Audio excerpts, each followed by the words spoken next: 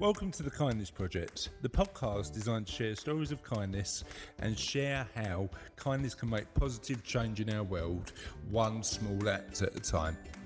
On today's episode of the Kindness Project, we talk about swimming, animals, and we have part 2 of our interview with Jeff Brazier from the podcast Only Human. Welcome to another episode of the Kindness Project. I'm joined by a girl who has just shown me, by putting her password into her phone, that she has got the world's fastest fingers. It's Charlotte's Dames, and a man who's got a green thumb.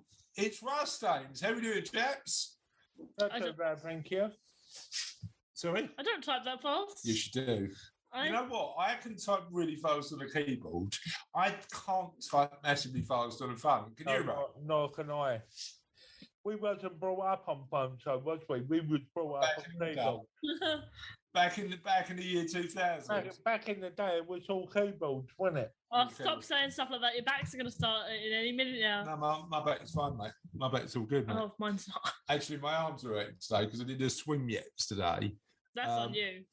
What do you mean that's on me? It's called exercise. That was 200 lengths, wasn't it? 200 lengths. It was the Swimathon 2022. What was your time? Let's not talk about that. 3 hours.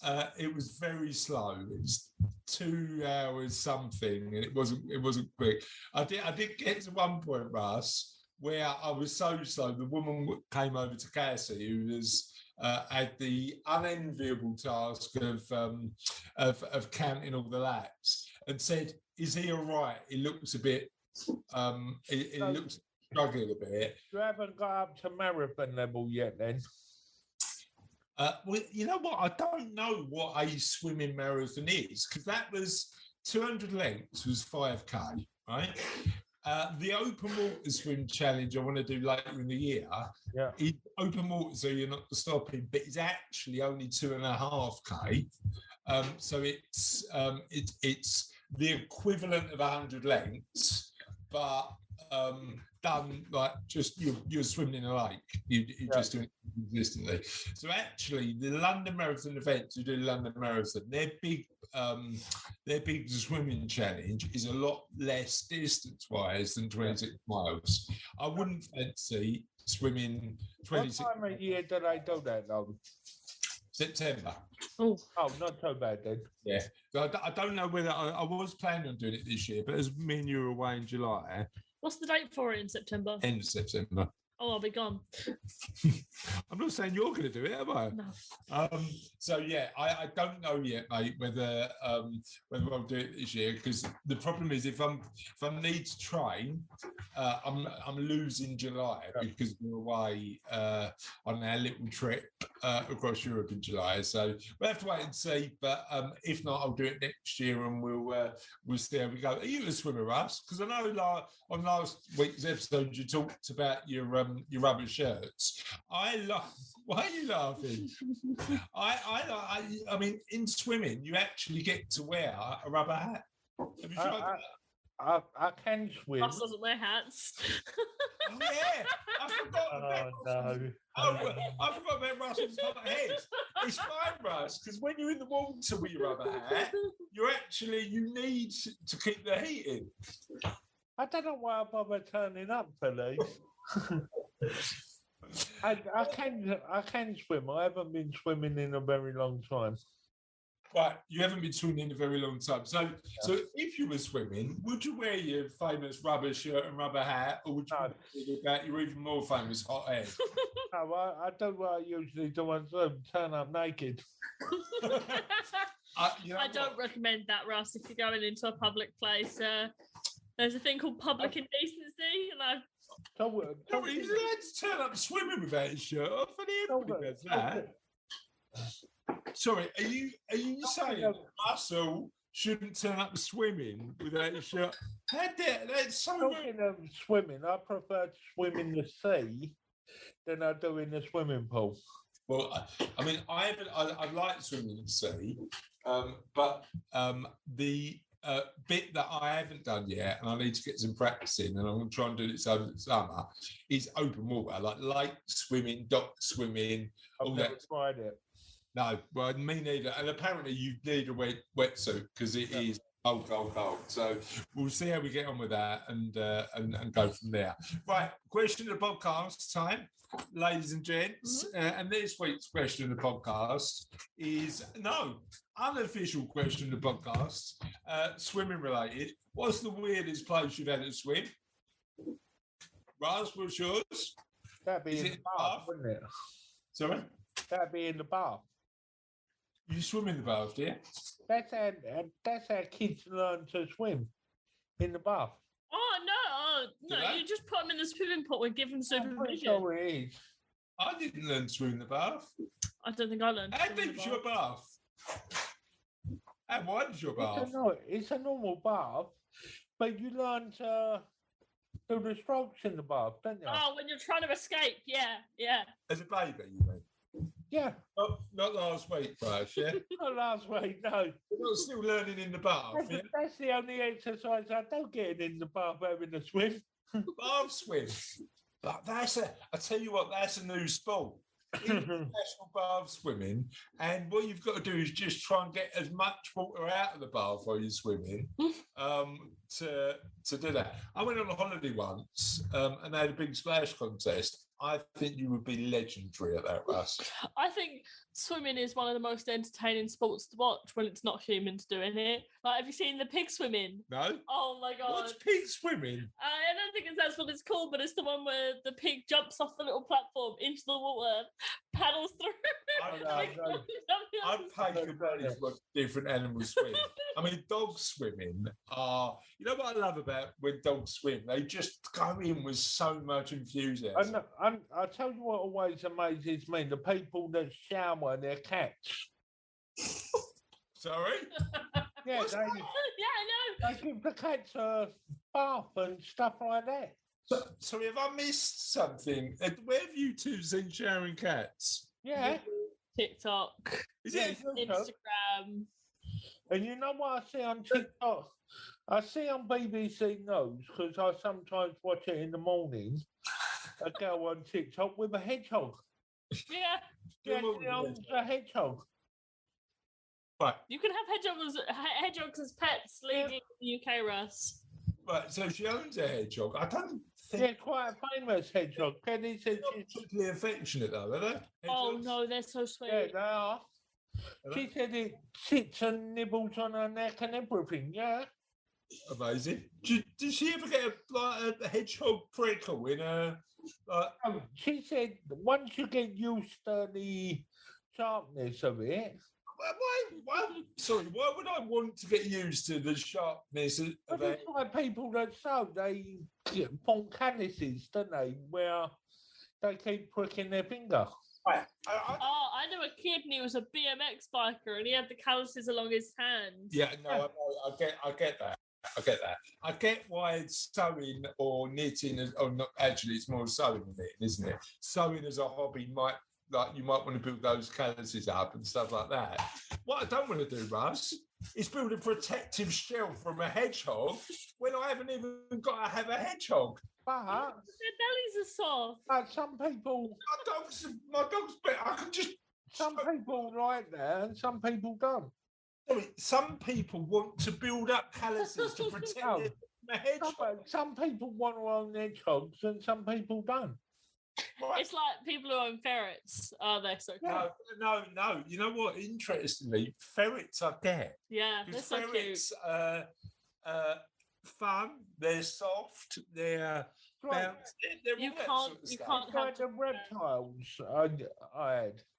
The spider, some people come in there, I said, God, I can't believe you got a spider. You know what? I Spiders think are so the fact cute. that we grew up, I mean, That's right. living in ours when we were growing up, because Dad was into it, Russ. Yeah. And I remember going to bed some nights and it sounding like the sort of savannah That's exactly right. because the crickets were like going and it That's sounded exactly like right. you were living in the jungle, wasn't it? It was That's absolutely crazy in the middle of East London. Is this your petition for us to get a pet spider?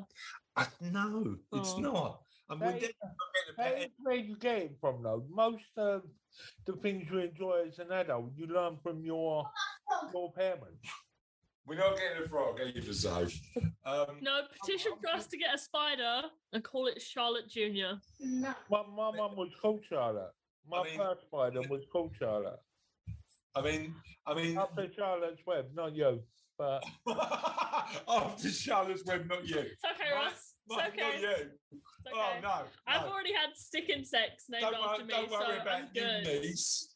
I'm good. Calling me after you. I've had stick insects named after me, so you're Just fine. Two things I want to say. Number one, I'm not getting a hedgehog. no. I'm more likely to get a rubber shirt than a hedgehog. Oh my! Number two, what are you gonna? Now you've just admitted to Charlotte that you named your Fine. Well, my second spider was called Webster. Webster, right? Fair. After Kevin Webster. Kevin Webster from Coronation Street. Right, not the fat man Webster. Because spiders web.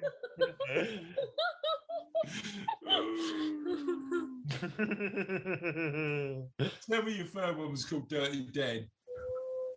No, Oh, right. What was your third one called? I haven't had a third one. We've only had two. But if you were to get a third one, what would you call it? I don't know. Oh, sorry, I've had three spiders. Charlotte, Rose. How many spiders you've had? Sorry, Charlotte, I don't know Rose. who the third one is. Charlotte, Rose, and Webster. Rose? Because she was a Chilean Rose. Ah, fair enough. Quite literal naming then. Kevin Webster from Coronation Street. I want you to get a fourth one and call it Roy Cropper. That's what I want. Apologies if you're not a Coronation Street fan and don't know who Roy Cropper is. Yeah, no, I'm confused. There is a official question of the podcast, which is, what's the best present you never actually received? And there are, what present did you always want that you never actually got? Russ? I know exactly the answer to this. Tell me. I still haven't received me potato. Next time you're down. Every time the post goes, I'm thinking to myself, that's not my new MacBook or any other gadgets I buy through the month. That's going to be me potato that Chrissy promised me in like 2007. Right, I will get you, my friend, a potato. Do you mind if don't post it, but just throw it at you next time you're down? Is that going to be all right? I'll tell you what I'm waiting for, the best present I never received. My clicker. Where's my clicker gone? I mean, if you didn't listen last week, ladies and gents, I've been looking everywhere. I had a presentation to do a couple of weeks ago, looking everywhere for my clicker. It's true. Russ, where's my clicker? No, I haven't got it, mate. I haven't got it. I definitely put it on the table. And suddenly last week, the rubber-clad clicker knicker, and my Kenny found it about an hour after we had that conversation. I said, you know, I love the way you're trying to throw Kelly under the bus. Kelly found it. Your responsibility, Russ. Your responsibility. Yeah. So for me, for Russ, it's a potato. For me, it's a clicker. What present have you? Best present you've never received? I don't know. What would you have loved? I mean, to be honest, come to think of it, how would you know it's the best present because you've never received it? I reckon the best way to answer this question is it something you always wanted, like something you really, really wanted, and you just never got to do it? Or never got to play with it or experience it or do whatever you want with it. Oh, that's... You know what I would have loved to do, and I still could, because they are available on eBay and other online shopping services. Do you remember us when we were kids? There was a game, it was like an early video game called the Tomitronic. Yeah. And you used to be able to have to hold it up to your eyes. Yeah, play. I remember. They were like in the early 80s. Were they? No, that was technology in the early 80s. Charlotte, I tell you what, if you got the time to put it right now, you'd still love it. That Now, why is she looking like that? Look, That was in our childhood. The Oculus Rift is now. I Do you still, reckon? see, I'm a bit naff about VR in general, if I'm being honest. No, it wasn't VR. It was. I mean, I get the comparison you're making, Russ. I think it was. I thought it was amazing. I absolutely loved it. And we had two or three of them, and there was five or six available. I might do it actually. I might try and get the entire collection of Tomitronics. I can pinpoint what I didn't get that I really wanted. Was no, not the potato. The banana. The the railway Lego set. Always when we was growing up, always into Lego, and I wanted the train set, but we didn't have room for it at home. Yeah, I would have fancied like a big style Scalextrics. I think I would have fancied that. We couldn't have anything like that because we didn't have room at home, did We we? had plenty of room, Russ. We had plenty of room. I think we had plenty of space. Just the reason that was given was, sorry, we haven't got enough space. It's just easy, isn't it? Sorry, mate, we haven't got enough space. What, for this? No, we're getting a new telly, though, and a fish tank and stuff like that. What not enough space means, Russ, and this is parent talk, I'm sure because both my kids are listening, is we haven't got enough space for the stuff you want, but for the stuff that I want to buy, that's true. That is not enough space. Oh yeah. That is not enough space. Oh, I'm in trouble. Yeah. I mean, we've now not got enough space for Charlotte, so she's obviously uni. That's perfect. Oh please, it's more like I haven't got enough space for you lot. Oh, anyway, the official question of the podcast is, as we've said, what's the best present that you never ever received? What did you always want but never received? And you can tell us the answer to that particular question for you using the following ways to get in touch. Yes, ways. I am intimately familiar with ways. We have ways of making you answer the question of the podcast. The ways is begging and pleading and directing you to our socials. So on Twitter we're at All the Kindness. On Facebook it's, if you type the Kindness Project into the search bar, we should come up. If you want to email us directly, it's ola@thekindnessproject.co.uk. If you want to find our website, which will have all the links to the social media, I assume, Russ, it's www.thekindnessproject.co.uk. But if you want to go directly to the website from Google rather than through your search bar, top of the thing, it's the Kindness Project podcast. If we're not the first one, I'm so sorry for your loss. We cannot afford to pay for your grievances. Also plan on adding the mailing list feature to the website this week.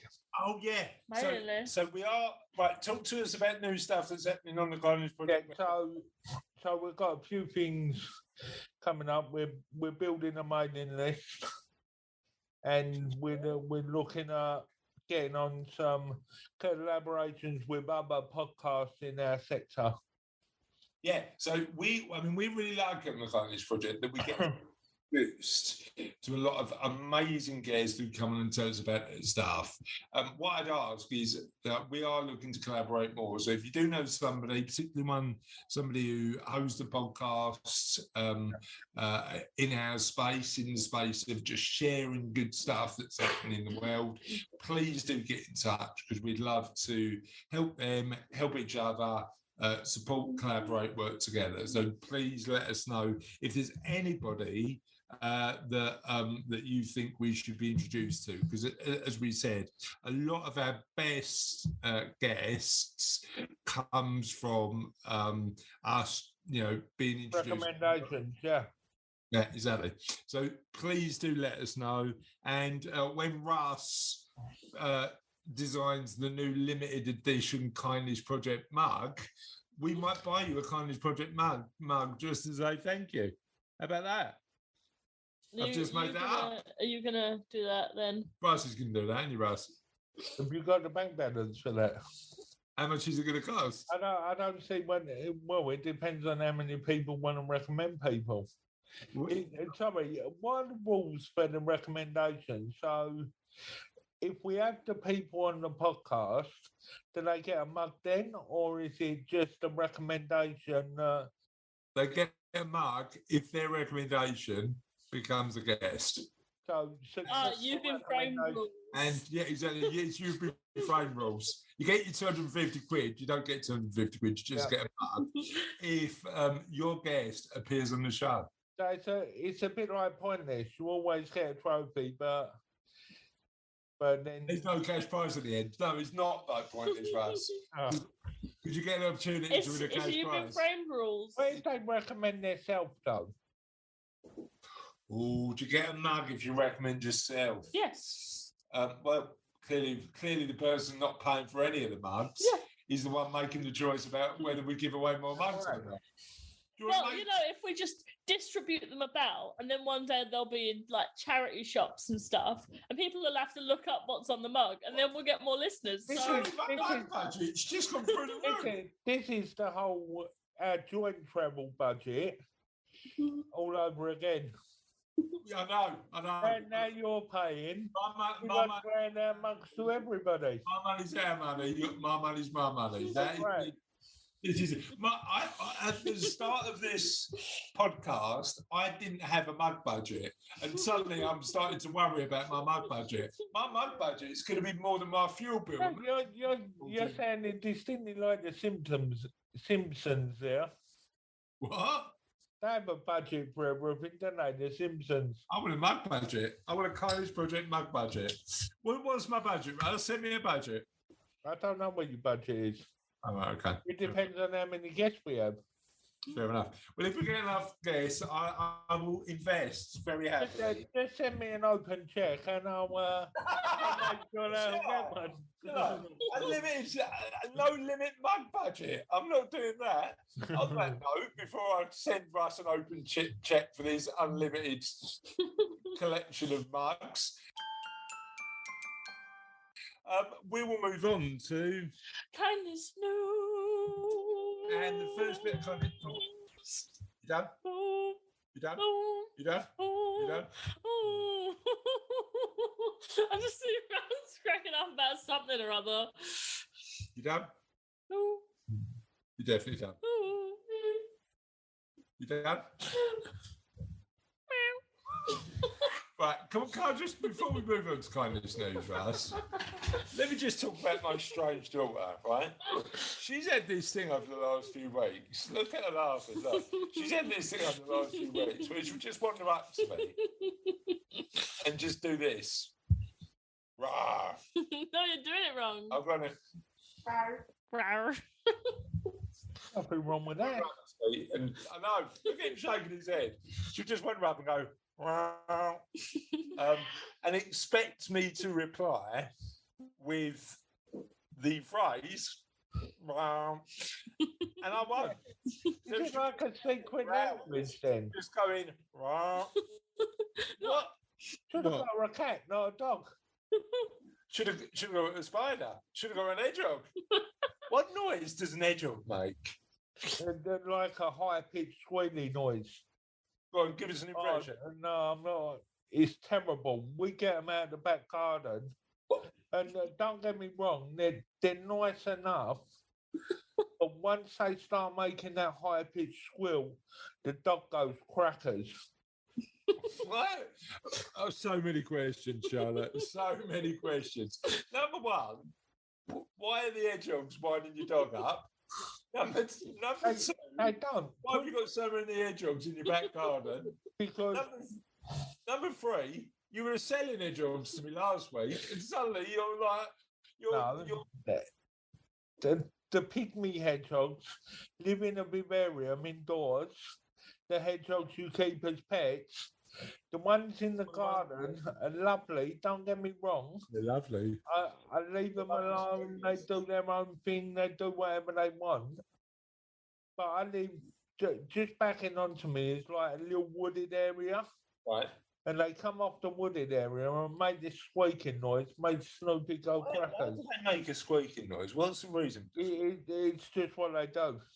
Just what they do. It must be communicating with each other. And added to that, I live in quite a rural area, and the bloody bird noise in the morning.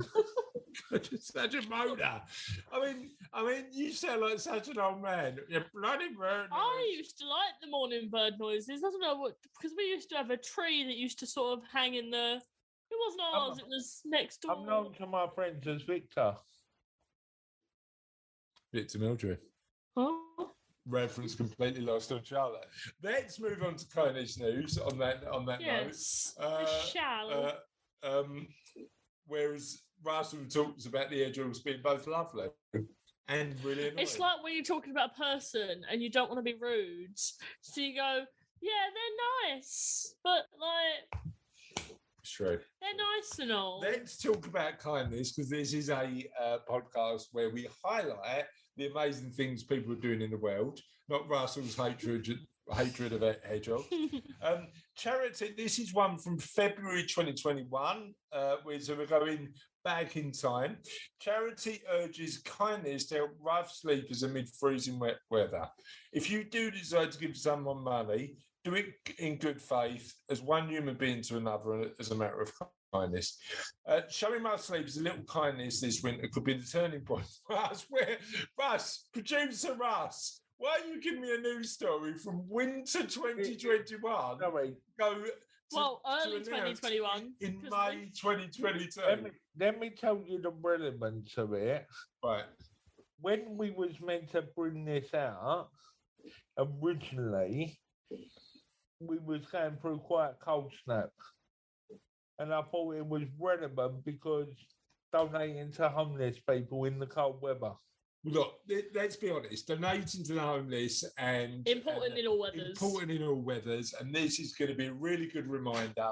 Just don't look out the window and look at the sun and go, it's pointless, all right? Because it remains important. Yeah, whether it's freezing cold or boiling hot, donating to homeless people is still important. And they're both extreme temperatures. Right now, I can't bear to look at the sun, so... Well, how did that turn into a moan from Charlotte? I can't bear to look at the sun. This has gone really... Russell's going, I hate them bloody hedgehogs. Charlotte's going, I can't bear to look at the sun. I accidentally announced the fact that I don't like the sun to my entire psychology class. She's going to start asking for donations. I can't, but yeah. Can you please help Charlotte with her hatred of the sun by sending £1 to the Charlotte Dames Sun Cream Appeal. Don't need sun cream because Hashtag buy Charlotte Dames and sunglasses. I have 2 pairs. I just have to put them over my glasses and they keep falling off. Buy Charlotte Dames some prescription sunglasses so she hasn't got to wear 12 glasses at the same time. Right, we are talking about people who really need our help, ladies. Yes. Showing rough sleepers a little kindness this winter could be the turning. Or summer. Or summer. Summer can be equally as rough. Or summer, Russ. Russ, can we do better research on these news articles?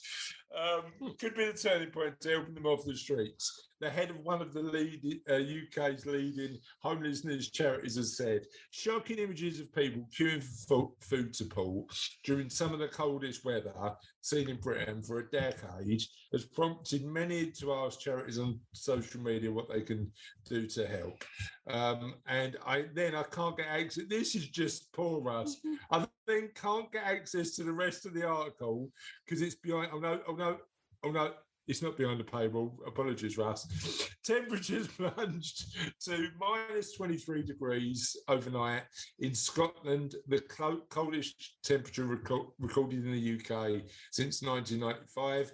John Sparks, Chief Executive of Crisis, told the PA News Agency, if people feel confident enough to go up and try and talk to somebody, my first piece of advice is to ask them what they need. That's a decent piece of advice, isn't it? if you do decide, and we've done that, I mean, we've done that in the past when people have been homeless to try and help them. If you do decide to give someone money, do it in good faith as one human being to another, as a matter of kindness. I personally would rather ask somebody what they need and buy it for them, to be honest. He added, the people I talk to often tell me that the moment someone showed them some kindness was a real turning point for them. Mr. Sparks praised the government's introduced in the first phase of lockdown to get everybody into secure accommodation, but he urged ministers to signal loud and clear to local authorities that it is equally vital that everyone is off the streets in the current wave of the pandemic. This is amazing, Russ. Well done for highlighting this news story just as the pandemic is coming to a close. In London, 533 people were placed in COVID-19 emergency accommodation. That's 535. 535 people were placed in COVID-19 emergency accommodation between October and December. 2020. A 58% drop on the previous quarter, according to data from the Combined Homelessness and Information Network.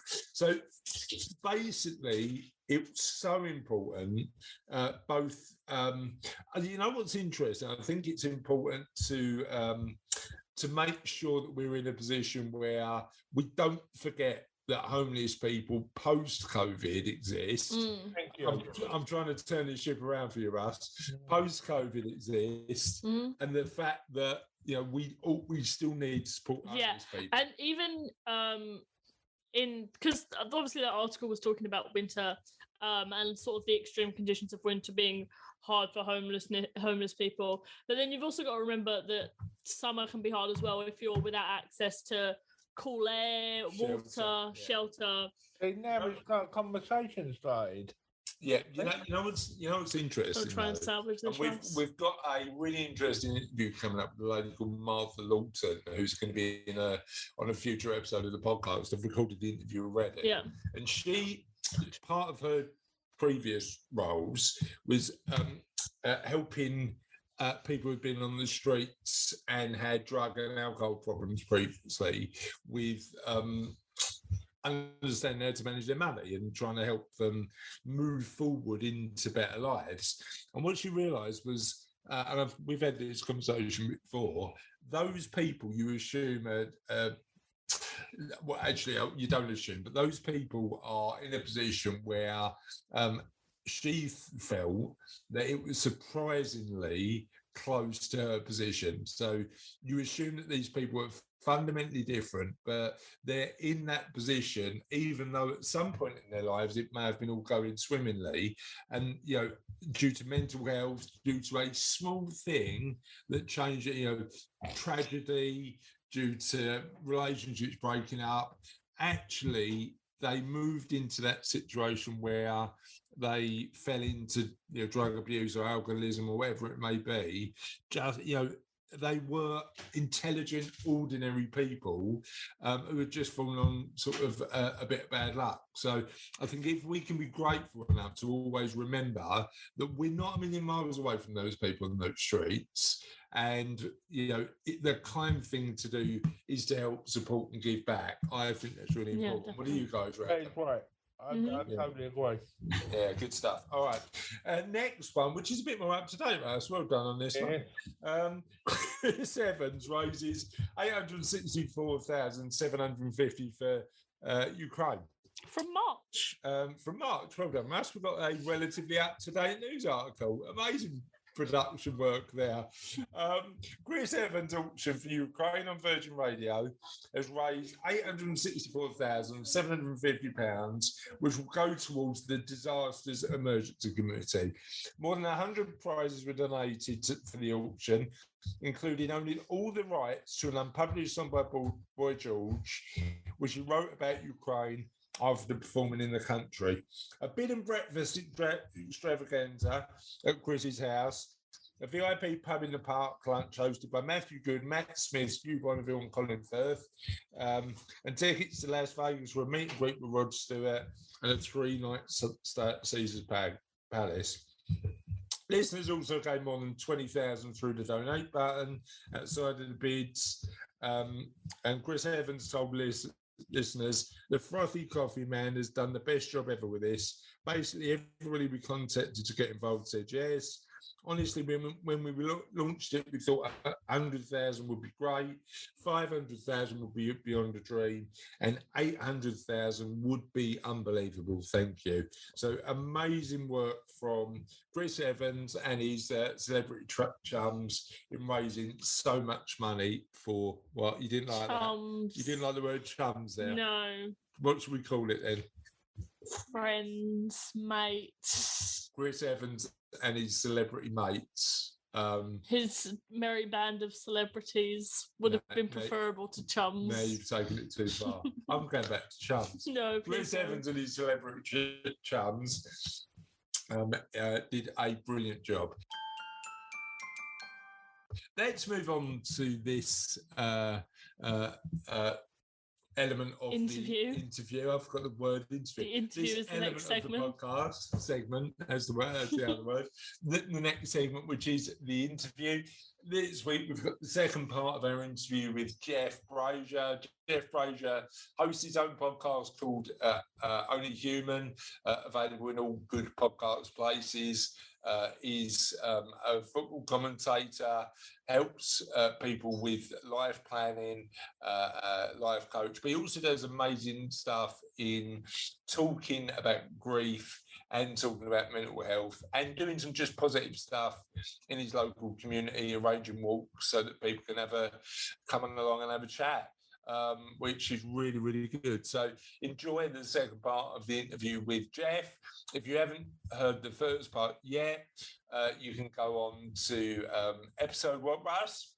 Episode 227. 12227.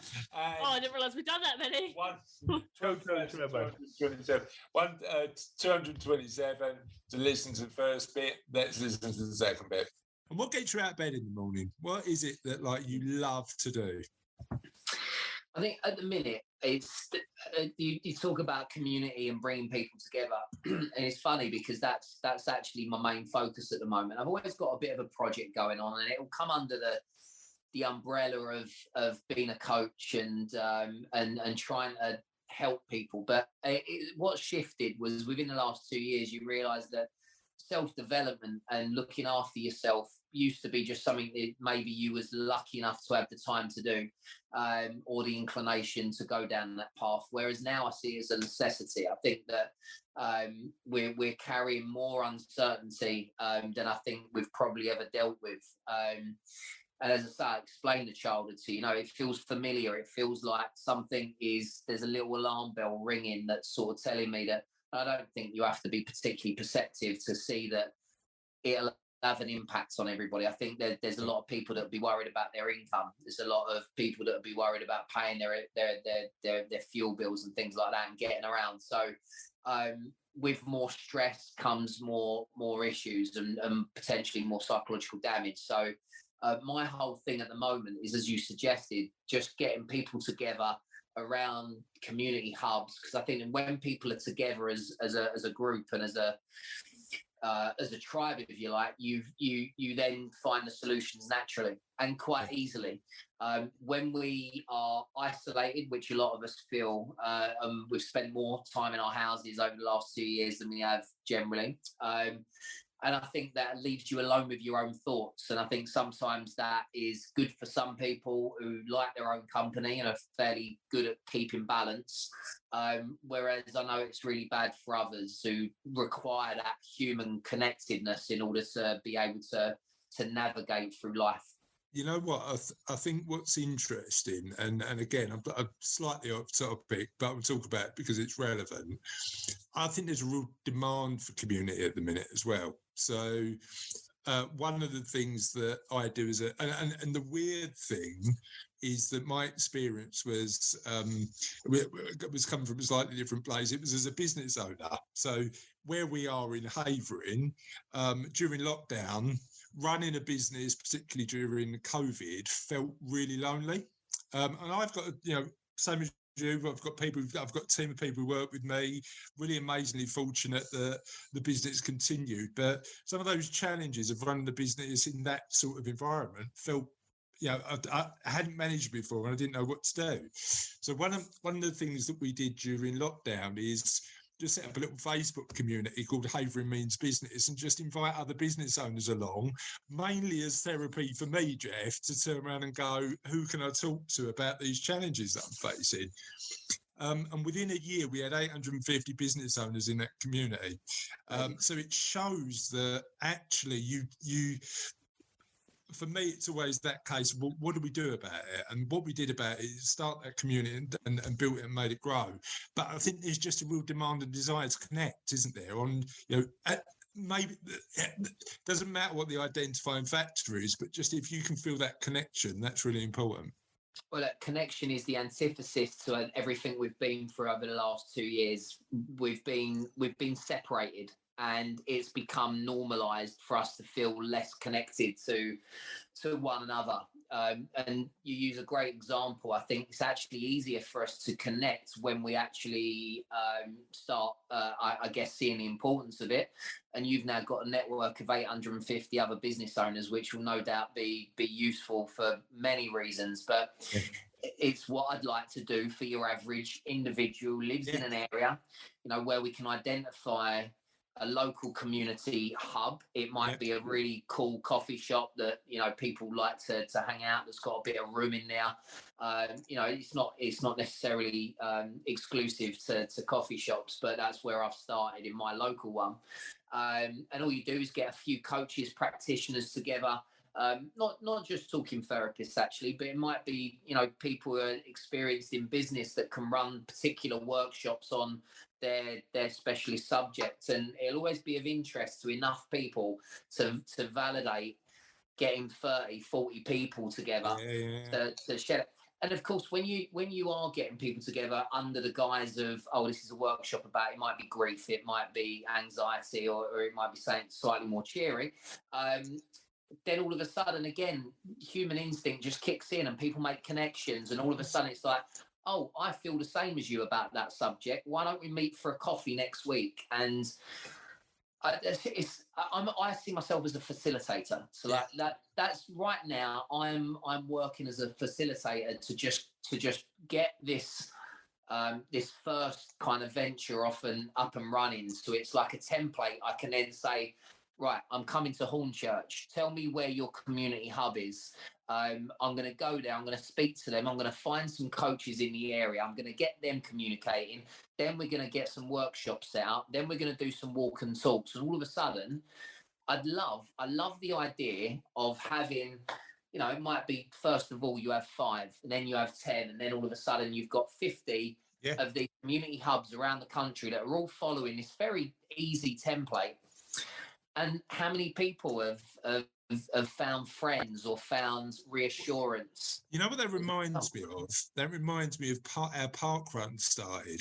Do you know what I mean? Park run was a very community-driven thing, wasn't it? It was like the growth of that was all about, look, it's 5K, and if you're not a runner, I know it's probably not your thing, but 5K, just go out. Doesn't matter what time you do, we're all doing it together. Saturday morning, we'll just put some framework around it, and it just helps, doesn't it? Exactly right. It was simple and it was consistent, and as a result, it grew like exponentially. It was, and I've not done one for you. You reminded me. I need to probably get out. Funny enough, I did the Havering Half Marathon, which I think you did last year as well. I was there, yeah. So I did that as part of my marathon training. So I did the London Marathon last year. I was a lot slower than you, mate. I've got to be honest. I can't remember. No, yeah, I can't remember what I did. But yeah, it was a really. So I haven't done a park run since 2019, I don't think, but I really like the idea of the community. One of the things that you talked about, and one of the things that I wanted to ask you about is that grief. Thinking about grief, to working with grief, helping people get through it. And I know you wrote a book talking about some of the practical things you can do to cope with that grief. Talk to me a bit about that. But the way I look at loss, and again, this is not sort of this is something that I've come across just because of coaching so many bereaved clients, and you see the patterns. Whilst everybody's experience of loss is completely unique, there will always be some crossover. And I think the best way I can explain it is that there's the natural measure of loss. If you imagine like half of that glass is full of all of the things that we would naturally do, because that's our body and our nervous system reacting to the biggest shock that we can experience in life. So all those things that are natural are meant to happen. They're meant to be present. And if we can get our head around those things, then generally grief is going to be the sort of experience that I guess we can predict, or that we come to expect to an extent. Then what we always find with people is that some of us are better at it than others. When I say better, I mean sort of the opposite, in that there are additional layers. There are things like blame and guilt that we actually add to that what is natural, and it tops the glass right up to the top. So whenever I'm with a bereaved client, the quick gains that we can always make is to help us to understand what it is that we're doing that is actually making an already devastating experience actually slightly more complicated than it needs to be. Can we simplify it in that? Can we just not make it as hard as it already is anyway? Removing some of those elements, right? We do, yeah. And a lot of those areas that I'm talking about, in case anyone's wondering, is that sometimes, the biggest misconception is what is strength in loss. And I think there might have been a few decades ago that the general approach would be stoic, and that we're not going to share how we feel, because that's weakness. And I don't want to, if I cry, I might make somebody else cry, and that would be the worst thing we could possibly do. So it kind of culminates in a society that has normalized suppression. Now, Yeah. So, suppression in loss is the worst thing you can do, because if you imagine you've got like a pressure cylinder within us, within ourselves, and that will build and build and build. And if we're not letting a little bit out when and as in a natural way, which would be to cry, to be angry, to vent, to talk, to remember, do any of those things that are quite natural for us to do on any other subject, then the pressure will always sort of go up and down. It will subside as well as grow. I suppose part of that, and I'm with you. I think we need to make sure that we talk, be vulnerable, talk about our frustrations, all of that sort of stuff. I think and this isn't a sexist thing. I think women are far better at that than men, in my experience. But the interesting thing is that element of, I suppose we learn things from our parents, both good and bad, don't we? That's part of the challenge. And that sort of perception of masculinity as being the strong one doesn't do us any favours in the modern world. And particularly when you're a dad. So what was it like going through that process as a dad, wanting to make sure you were there for the kids and be strong for the kids, but also going through that pressure yourself? Yeah, I didn't get it right at the beginning. So what I did is exactly what I guess I'm recommending people don't. And I did what a lot of people would do, and I just refused to acknowledge my own loss. And I focused solely on the children's, just sort of telling people that, it's not about me. It's about me giving them everything that I can give them so that they can navigate grief and whatever comes with it. So I suppose what I tried to do is, again, another thing that's very typical for a lot of this is I tried to attack the situation with positivity. The problem with being particularly positive is that generally what comes along with that is a general intolerance for anything that isn't positive. Unfortunately, in life, we have to always constellate the opposites, in that there is always a little bit of all things. So when you're able to work with something that's negative and hold that and process it, and then actually makes you more human, it makes you more natural, and it makes you slightly more versatile, I think, to whatever life's going to throw at you. So as a as a positive only person, yeah, if it was something that I didn't want to deal with, I was very good at just parking that up. And again, it's suppression to an extent, it's denial to an extent, but it did help me to navigate those first few particularly tricky years. But then it builds up, right?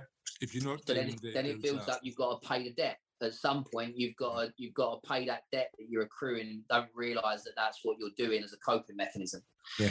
So you then get to a point where you feel like, right, I don't have to pressure myself so much about coping, because it's been X amount of years. You're doing all right. The kids are good. Obviously they're grieving, and it doesn't mean that they're good sort of the whole time. It's it's an up and down scenario, but however, it feels like it's sustainable, and that you might feel like, right, I can pat myself on the back at some point. Not that I did, but then you start to kind of look at yourself and how it's impacted you, and how actually a lot of your friendships have kind of gone by the wayside because you focus so much on what you need to do for them, and focused, if I'm being honest, on what I was avoiding dealing with for myself. That actually there was a lot to repair. There was a lot of damage being done, and again, that's why I guess that's an example of my own additional layer when it comes to the measure of loss. How cathartic was writing the book in terms of that? Was that part of the process? It was a massive, massive part of it. And I wanted to get something on the shelves just simply because I'd learned so much, and I really wanted to kind of convey that into something that was accessible for people like you and I. Yeah. I didn't want there to be any jargon, and for it to sound like I was, coming from a position of qualification. So I'm really proud of the book, but it also gave me the chance to sit there for 6 months, just focusing solely on that subject. And, I wrote very openly about the mistakes that I'd made. And I guess, again, another big thing, sharing your vulnerability as a man is difficult sometimes, but it is a superpower when you've got it, because things become instantly easier. You're obviously, you're lighter as a result, and it means that this is something that I learned when I did the SAS thing 2 years ago, and I realised that I was great at helping everyone, always really supportive, because I'm all over my stuff, so I can help you to be ready and make sure you've got the right amount of sand in your Bergen, or the right shoes on, or that things are clean and tidy. Anyway, but I was always looking after everybody from the edge of the group. I was never in the middle of it, or I was never one of it. I was just slightly separate. And I started to kind of evaluate what that was. And that was me keeping a safe distance. That was me always wanting to maintain that I was doing well, because again, that was my whole coping strategy around positivity. The problem is that when someone's hanging and they're absolutely struggling, the last person they're going to come and say that to is me, because they'll think he won't understand. He won't know how I feel. So to share your vulnerability actually instantly makes you more approachable, makes people 100%. Think, I'm going to tell you how I feel, because I know that you're not going to turn around and tell me that I'm an idiot or make me feel inferior or stupid. So that was a massive, massive lesson to learn, and I've been sharing my vulnerability openly ever since then, and it's been a really really good change. I agree. I mean, I think like sort of we as humans, regardless of what sort of what accomplishments we've got, it's always about saying, look, I'm not perfect. I've made so many mistakes over the years. And I think it's a good thing to say to your kids as well. So Charlotte at the minute is going through, and I had one of these experiences a couple of weeks ago where I really thought I'd failed as a dad, Jeff. It was one of these conversations where exam pressure was getting a bit much. She was really sort of emotional in terms of of sort of being really stressed, and I just didn't know what to do. And Charlotte went upstairs. just sort of had a little cry, and I turned to Cassie like crying and saying, like, I feel I failed because the job that's the most important to me in my life, being a good dad, I feel powerless. And there's an element of just turning around and saying, I need help. And like, I mean, basically Cassie gave me a cuddle and said, look, we'll work through it. And we have been working through it. But that admitting that you're not in control of everything is so important, I think, because that's the element where you can actually ask for help genuinely and seriously, right? It sounds like not only is it a relief, but it's also that first point towards finding solution. Yeah. Well, it's admitting you've got a problem as well, right? You know, it's admitting it's an issue. It's also yes, it is that. And it's also understanding that you can't be the answer for everything. Yeah.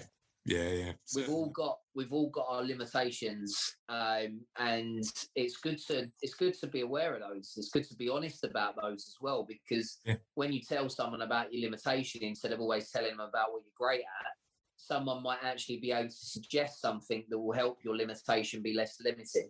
I think the other thing as well is that just that external perspective, and you know, sort of, I hope I've helped people with an sort of external perspective in their lives, and I know you do as a coach. But sometimes when you're the one that wants to help, it's really difficult to ask, isn't it? You know, it's that's the element that's interesting to me. One thing I wanted to talk about, and I'm really loving it. I've been listening all week, by the way, in preparation for our interview, has been the podcast. So tell me a little bit about that, and what was the experience like? Yeah, brilliant. I mean, what I love is that process of feeling like, right, okay, what subjects should we broach, and doing the research for those, and feeling like, right, I've got a template together now, which is how I'm going to sort of conduct that 30-minute episode. And a lot of podcasts are, as you know, with 2 or 3 people, but this was sort of me just wanting to do 30 minutes of coach-like targeted discussion around a particular point, and also incorporating people's questions into the format as well, and being able to answer some of those. But you learn as you do it. Ultimately, again, as a coach, I'm never delivering anything as the expert of that subject. I'm someone who has just explored it, and I guess what I'm offering up is how it's resonated with me, but also left open the idea that it might land differently for different people, and that's why it's called Only Human, because again, it's that experience that we've discussed where, what does it mean to be a good human these days? I think that it's understanding that to be good for others, you have to be good within yourself. So there's always a responsibility to look after yourself. And how do you recognize what you need and how to go and get what it is you need? So that resourcefulness that can be tricky, and then just knowing what you want your life's purpose to be, and how much you want to help others as well as helping yourself, and it just helps you to be a bit more well-rounded, I think, to have those sort of discussions. I enjoy it's like why I'm enjoying this conversation, because we're talking about things that really matter. We're talking about things that are going to really resonate for people and help people to either feel reassured or, to give someone a bit of perspective that will send them in a certain direction that they need to go in. That is part 2. And Jeff was quite insightful, wasn't he? Yes. Shall we do the end? Here's the end of another podcast, but the end is never truly the end, because the end is always the beginning of something entirely new, and the end for us is always the beginning of last week's podcast. What's the best April Fool's prank ever played? Stacey Keane said many moons ago, a few of us glued the wheels on a colleague's chair. My boss asked me to bank a hefty bit of cash. I got back to the office and told him they took most of the money and held it over half of it was fake notes. And he had to call the police to get a crime reference number. Oh, that's taking it a bit far, isn't it? Aye. Dan Atkinson Can't share too much detail, but faked a financial services bulletin. This is like financial crime. What? I didn't expect people to like go all flying squad on And us. sent it around a previous firm. Clearly, fake was believed by a few advisors and the compliance officer. One of the fake headlines was about fitness tests for compliance office by the regulator, who he then phoned. The COO sat opposite him, worked it out, and there was much laughter. I reckon we should have fitness tests for compliance officers. That would make me. Oh, laugh. Dan Atkinson's got another one. Another fun but simple one was to tape a small bit of tape to a colleague's mouse over the laser. Took a long time for him to twig. Not quite as extreme as the No. one. No, not quite. She was just making stuff up in a business. That's like. Spaghetti Harvest, Al McCann. Well, apparently, I didn't know what the Spaghetti Harvest was, but Spaghetti Harvest is the famous BBC scam they did, saying that spaghetti grew on trees, which I had forgotten about, and I had to Google on YouTube. It is quite funny. Justin Gaffney says, when I was managing an NHS team with several international recruits, including a guy from South Africa who was always ranking people, it was his day off, so we had my PA call him all crusted saying immigration had raided the hospital and I was being held because there was an issue with his visa and I was suspected of illegally employing an undocumented immigrant.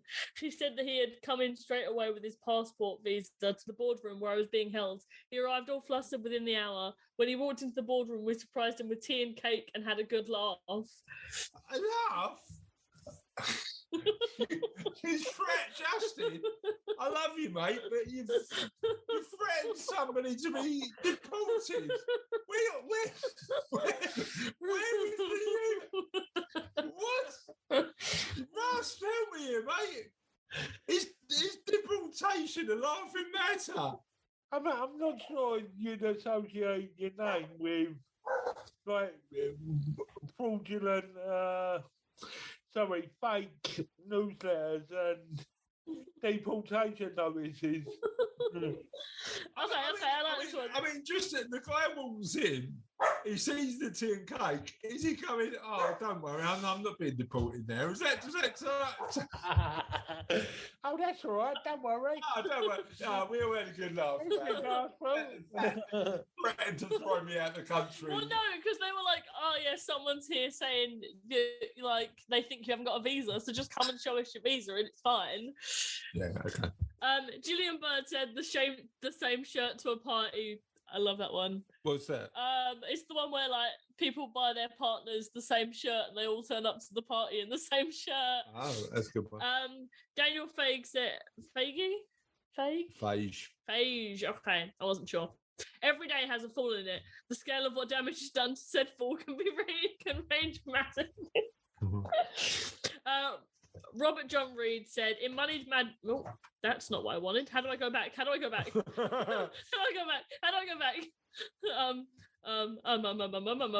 here we go.